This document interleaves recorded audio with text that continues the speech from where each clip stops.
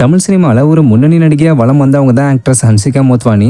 பாலிவுட்ல தன்னுடைய கெரியரை ஸ்டார்ட் பண்ண இவங்க தனுஷோட மாப்பிள்ளை படத்தின் மூலமா தமிழ் சினிமாலையும் ஒரு நடிகை அறிமுகமானாங்க.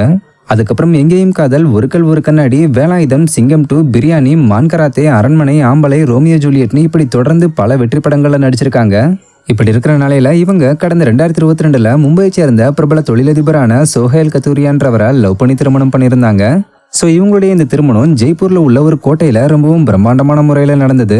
மேலும் இவங்களுடைய திருமண நிகழ்வுகள்லாம் ஹன்சிகாஸ் லவ் ஷாதி டிராமான்ற டைட்டில் ஒரு ரியாலிட்டி ஷோவா ஜியோ ஹாட் ஸ்டார்லயும் டெலிகாஸ்ட் ஆச்சு. இந்த நிலையில ஹன்சிகாவும் அவங்களுடைய கணவர் சோஹேலும் இன்னைக்கு அதிகாரப்பூர்வமா விவாகரத்து பெற்று பிரிஞ்சிருக்காங்க.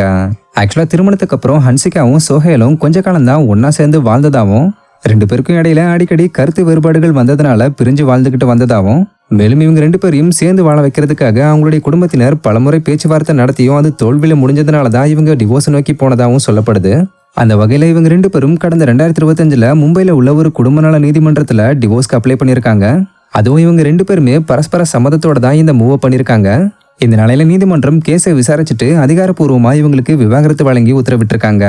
ஸோ 4 ஆண்டு திருமண வாழ்க்கைக்கு அப்புறமா ஹன்சிகா இப்ப அதிகாரப்பூர்வமா தன்னுடைய கணவரை பிரிஞ்சிருக்காங்க.